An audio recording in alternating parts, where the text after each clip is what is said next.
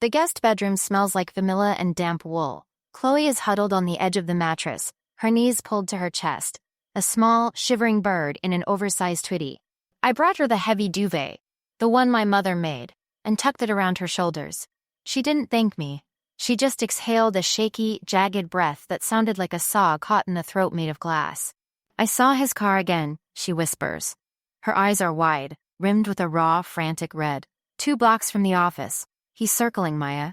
He knows I'm not at my apartment. I don't say anything. I just put my hand on her shoulder. The fabric of her hoodie is thin, and I can feel the frantic leap of her pulse under the skin of her neck. It's a terrifying steed. It makes me feel steady, solid, and necessary. I go to the window and pull the heavy curtains shut, overlapping the fabric so not even a sliver of the street lamp can leak through. The sound of the curtain rings sliding across the metal rod is final. A sharp, metallic hiss. You're safe here, I say. It's the second time I've said it tonight.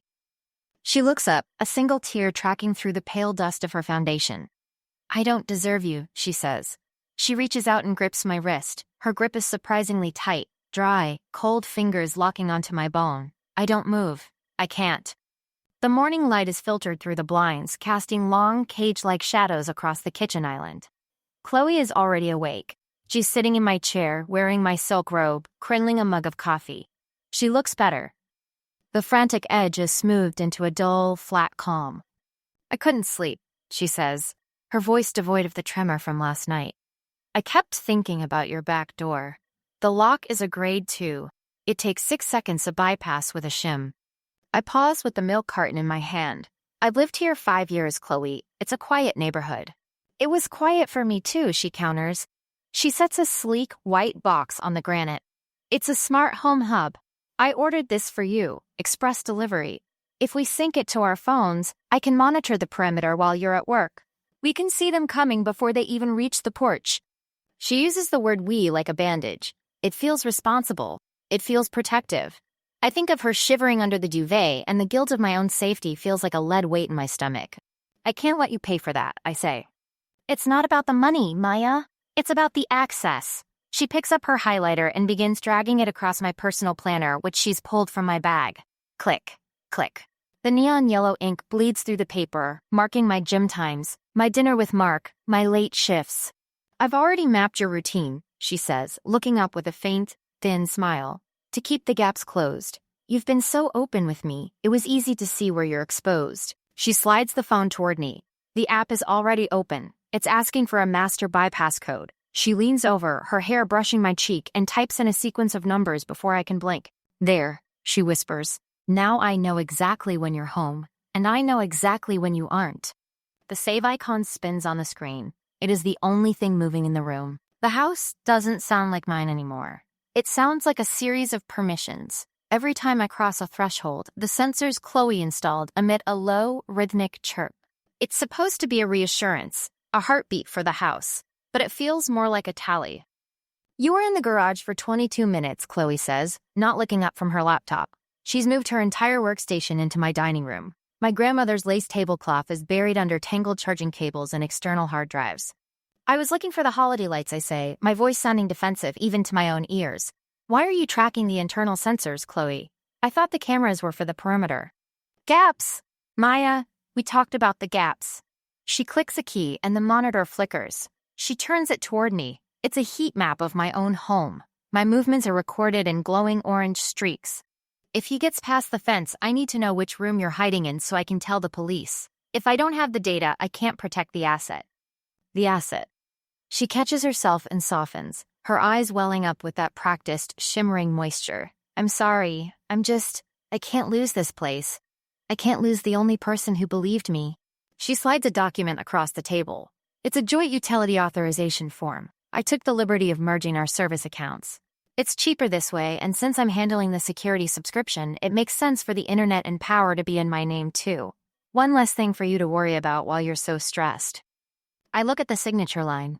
My name is already there, printed in her neat, cramped handwriting, waiting for my initials. My hand shakes as I reach for the pen. It feels like a safe choice, a way to anchor her here, to keep her from spiraling back into the terror she described.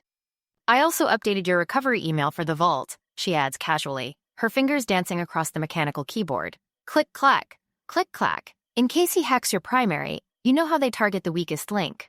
I sign. The ink is black and permanent. There, she whispers, closing the laptop with a soft, decisive thud. Now, if he tries to cut the lines, I'll be the first to know. You won't even have to deal with the notification. She stands up and walks toward the kitchen. As she passes the hallway sensor, the house chirps for her. It sounds like a greeting. The sage bundle in Chloe's hand is a smoldering torch. She moves through the living room, waving the gray smoke into the corners, the herbal scent thick enough to coat the back of my tongue. It feels like a ritual. It feels like a siege. Mark called again, I say, checking my phone. The screen is blank. No notifications. I was supposed to meet the group for drinks at 8. I should probably tell him I'm staying in. I already took care of it, Chloe says. She doesn't stop her circling. The smoke follows her like a veil. I sent him a text from the hub. I told him you were exhausted and needed to disconnect. He didn't seem to get it, Maya. He made a joke about you being MIA. He doesn't understand the stakes. I feel a small, sharp prick of annoyance, but it's immediately blunted by a wave of guilt. She's the one who was followed. She's the one living in the shadows. My annoyance feels like a betrayal of her trust. He's just being Mark, I murmur. He's being a liability, she counters, her voice flat. She stops in front of me, the glowing tip of the sage inches from my chest. I saw a car, a silver sedan idling at the corner when he dropped you off last week.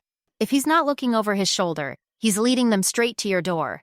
Do you want to gamble your safety on his personality?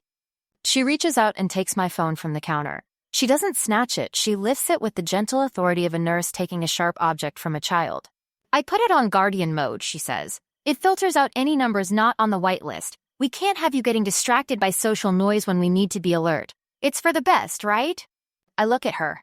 She looks so small, so fragile in the haze of the sage smoke. I think about the silver sedan. I don't remember seeing one, but Chloe is the one who's trained to look. My memory feels suddenly porous, unreliable. Right, I whisper. The house chirps. Someone is at the front porch. I move toward the window, but Chloe's hand is on my arm, her grip cold and dry. Don't, she commands. The external speakers are active. I'll handle the interaction through the app. You stay in the kitchen, away from the glass. She taps her screen. On the monitor, I see Mark standing on my porch, looking confused, holding a bottle of wine. He reaches for the doorbell. Before his finger touches it, Chloe's voice, distorted and metallic through the outdoor speaker, blasts into the night. Maya is unavailable. Please leave the property immediately for security reasons. Mark flinches. He looks at the camera, his face a mask of hurt. He says something, but Chloe has already muted the feed. She looks at me, her eyes bright with a terrifying, protective fire. See, she says, he didn't even try to check if you were okay. He just stood there. He's not a protector, Maya. Only I am.